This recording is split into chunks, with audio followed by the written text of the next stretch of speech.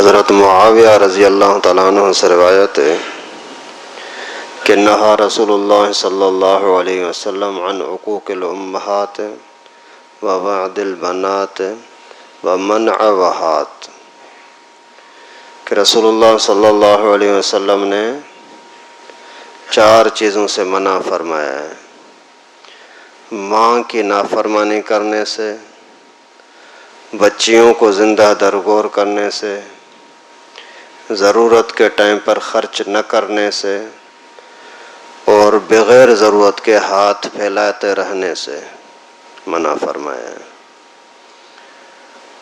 یعنی پہلے نمبر پر یہ کہ ماں کی نافرمانی نہ کرو۔ ماں باپ دونوں کی نافرمانی کرنا حرام ہے۔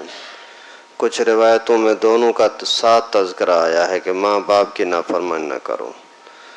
کچھ حدیثوں کے اندر صرف باپ کی نافرمانی کا منع کیا گیا ہے کہ جس نے ابا کو ناراض کر دیا تو اللہ کو ناراض کر دیا۔ اس حدیث مبارکہ میں اللہ کے نبی صلی اللہ علیہ وسلم نے فرمایا کہ ماں کی نافرمانی نہ کرو۔ ماں کی خصوصیت کے ساتھ تذکرہ کرنے کے اندر اشارہ ہے اس بات کی طرف کہ ماں بیچاری نرم ہوتی ہے اور کمزور ہوتی ہے۔ اس کا اگر دل دکھاؤ گے تو اپنے آپ کو جنت سے محروم کر دو گے، کیونکہ جنت ماں کے قدموں کے نیچے ہے۔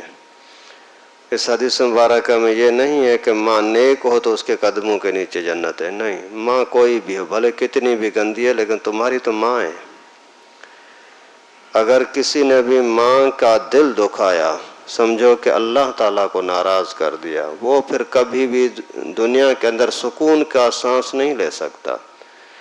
بھلے وہ سمجھتا ہے کہ میری ماں کی وجہ سے بیوی ناراض ہوگی، اس وجہ سے بیوی کو تو خوش کرو، ماں ناراض ہو گئی خیر ہے۔ بیوی اگر ادھر ادھر چلی گئی تو میری شکایت ہوگی، اور ماں ناراض ہو گئی تو کس کو شکایت کرے؟ کسی بھی وجہ سے اگر اماں کو ناراض کر دیا، سمجھو کہ اپنے آپ کو برباد کر دیا۔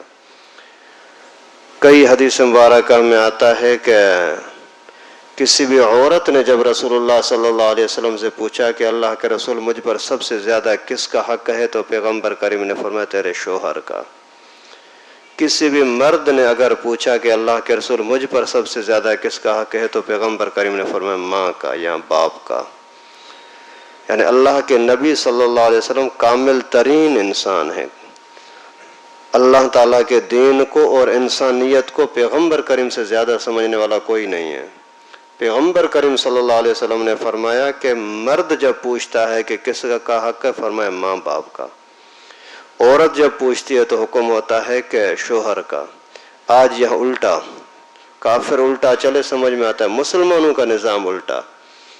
مسلمانوں کا ذہن آج کل یہ بن گیا ہے نوجوانوں کا، کہتے ہیں کہ بیوی ناراض نہ ہو جائے، ابو ناراض ہو گیا تو چلا جائے، کیا ہے، اماں ناراض ہو جائے بھلے ناراض ہو جائے لیکن بیوی ناراض نہ ہو۔ اور بیوی سے جب پوچھو تو وہ بولتی اماں میری اماں میرا ابا۔ پورا الٹا ماحول نا، یہ تو مسلمانوں کا طریقہ نہیں ہے۔ جو لا الہ الا اللہ محمد رسول اللہ پڑھتے ہیں ان کے لیے یہ جائز نہیں ہے کہ اپنے اماں کو اور ابا کو ناراض کر کے اور بیوی کے پیچھے لگے۔ بیوی کا اپنا حق ہے، وہ حق ادا کرو، ضرور کرو، نہیں کرو گے بہت بڑا گناہ ہوگا، لیکن ان کی وجہ سے ماں باپ کو تو ناراض نہ کرو۔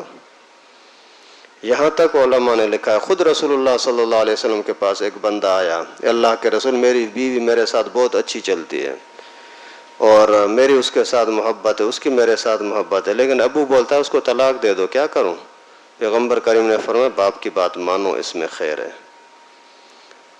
حضرت ابراہیم علیہ السلام نے آ کر کے حضرت اسماعیل کے گھر میں جب آیا تو تھوڑی سی نامناسب چیز نظر آئی، وہ یہ کہ شکایت کی کہ شوہر شکار پہ جاتا ہے اور گھر میں کم ٹائم دیتا ہے۔ تو حضرت ابراہیم علیہ السلام نے اسی شکایت پر فرمایا کہ اپنے گھر کی چوکھٹ تبدیل کر دے، یعنی بیوی کو طلاق دے دے، دوسری شادی کر لے۔ تو اللہ کے بندے، آپ بیوی کی وجہ سے اماں کو تڑپاتے ہو، ابو کو ناراض کرتے ہو، یہ کون سی انسانیت ہے؟ حالانکہ اگر جھگڑا ہو جاتا ہے بیوی کا اور اماں کا، کوشش کریں کہ صلح ہو جائے، کسی طریقے سے دونوں کو اپنی حدود میں رکھیں، لیکن اگر بالکل انبن ہو گئی ہے تو بیوی کو طلاق دینا، لیکن اماں کو کبھی ناراض نہ کرنا۔ دوسری چیز پیغمبر کریم صلی اللہ علیہ وسلم نے فرمایا وَبَعْدِ الْبَنَاتِ، اور بچیوں کو زندہ درغور کرنا، اس سے اللہ کے نبی نے منع کیا۔ پہلے زمانے میں واضح طور پر اس طرح کرتے تھے، بچی پیدا ہو گئی اس کو جا کر قبر میں ڈال دیتے تھے، جنگل میں چھوڑ دیتے تھے۔ آج کے زمانے میں یہ تو صورت شاید نہیں ہے، لیکن جب پتہ لگ جاتا ہے کہ پیٹ کے اندر بچی ہو گئی ہے تو پھر اس کو گرا دیتے ہیں۔ یہ بھی وہی ہے، قیامت کے دن اس کا حساب کتاب ہوگا کہ تو نے اس کو کیوں قتل کیا تھا، کس وجہ سے قتل کیا تھا۔ حمل ٹھہر گیا، پھر اس کو گرانے کی کسی بھی طرح سے کوشش کرو، آپریشن کر کے، دوائیاں کھا کر کے، یا کسی بھی طریقے سے اگر آپ نے بچی کو پیٹ کے حمل کو ضائع کر دیا، یہ قتل ہے، قاتل ہے، اور قیامت کے دن اس کو قاتل کی سزا ملے گی کہ تو نے ایک انسان کو قتل کیا تھا، مارا تھا۔ کوئی اس طرح کی حرکت کرنا جس کی وجہ سے بچہ خراب یعنی مر جائے، خطرناک جرم، گناہ ہے، کبیرہ گناہ ہے۔ تیسرے نمبر پر رسول اللہ صلی اللہ علیہ وسلم نے منع فرمایا کہ وہ منع کر دینا۔ مقصد یہ ہے کہ کوئی غریب آیا، آپ کا دل مطمئن ہے کہ غریب ہے، یقین ہے، اور آپ کے پاس گنجائش بھی ہے لیکن نہیں دیتے، اس سے اللہ کے نبی نے منع کیا۔ مسجد ہے، مدرسہ ہے، کوئی محتاج ہے، کوئی بیمار ہے، وہ آپ کے سامنے آ گیا اور آپ کو گنجائش ہے کہ آپ اس کے ساتھ تعاون کر سکیں، مالی لحاظ سے ہو، مشورے کے لحاظ سے ہو، کوئی ہاتھوں کے ساتھ اس کی خدمت کر سکتے ہو، نہیں کی، اس سے اللہ کے نبی نے منع کیا۔ یہ بھی بہت بڑا گناہ ہے۔ جب مجبوری کے ٹائم پر آپ اللہ کی مخلوق کی مدد نہیں کرتے تو پھر آپ جب مجبور ہوں گے تو اللہ تمہاری مدد نہیں کرے گا۔ اس وجہ سے جہاں کہیں کوئی بھی آپ کسی کی مدد کر سکتے ہیں کسی بھی طرح کی تو ضرور کیا کریں۔ نہیں کرو گے یہ بات سمجھیں، کوئی بھی بندہ ہے سامان اٹھا رہا ہے، نہیں اٹھا سکتا بیچارہ، اور اسی طریقے سے کوئی پریشانی میں لگا ہوا ہے اور آپ سے وہ مدد چاہ رہا ہے، آپ اس کو مدد نہیں کر رہے، تو یقین جانو جب تم محتاج ہوں گے اور لوگ آپ کی مدد کر سکیں گے لیکن اللہ تعالیٰ ان کے دلوں کو آپ کی طرف موڑیں گے نہیں۔ چوتھے نمبر پر اللہ کے نبی نے منع فرمایا ہاتھ اور دو، یہ بھی دو، یہ بھی دو۔ آپ کو کھانا کھا رہے ہیں، آپ کے کھانے کا پیٹ کی گنجائش پوری ہو گئی، پھر وہ اور لے آؤ، اور لے آؤ، جیسے دعوتوں کے اندر ظلم ہوتا ہے۔ اچھے خاصے لوگ، کافی پرانی بات ہے، ایک مرتبہ میں کسی دعوت میں بیٹھا ہوا تھا، سب نے شربت وہ لا رہے تھے، سب نے پی لیا، صرف ایک بندے کے لیے ایک گلاس کم تھا، تو اس نے چیخ کر کے بولا لے آؤ نا، ختم ہو گیا کیا؟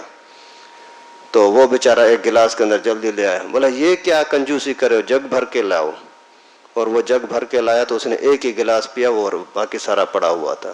اس طرح کی بد اخلاقی اور شرارتوں سے اللہ کے نبی صلی اللہ علیہ وسلم منع فرمایا کہ جس چیز کی ضرورت ہو وہ کرو، ضرورت سے زیادہ اور چاہیے، بھیک مانگتے رہنا، خیرات مانگتے رہنا اور لوگوں کے ہاتھوں میں دیکھتے رہنا، جیبوں پر نظر رکھتے رہنا، ان چیزوں سے اللہ کے نبی صلی اللہ علیہ وسلم نے منع فرمایا۔ ہر چیز کے اندر جہاں جو بھی کام ہو اس کے اندر اس چیز کو خیال رکھیں کہ آپ کی ضرورت پوری ہو گئی، بس اللہ کا شکر ادا کریں، اور منہ پھاڑو گے تو آپ کا پیٹ بھرے گا نہیں، لیکن یہ ہاتھ پھیلانے کی اور بھیک مانگنے کی عادت بڑھتی رہے گی۔ اللہ تعالیٰ سے دعا ہے کہ اللہ پاک ہم سب کو ہر طرح کے نافرمانی سے بچنے کی توفیق نصیب فرمائے۔ وآخر دعوانا ان الحمدللہ۔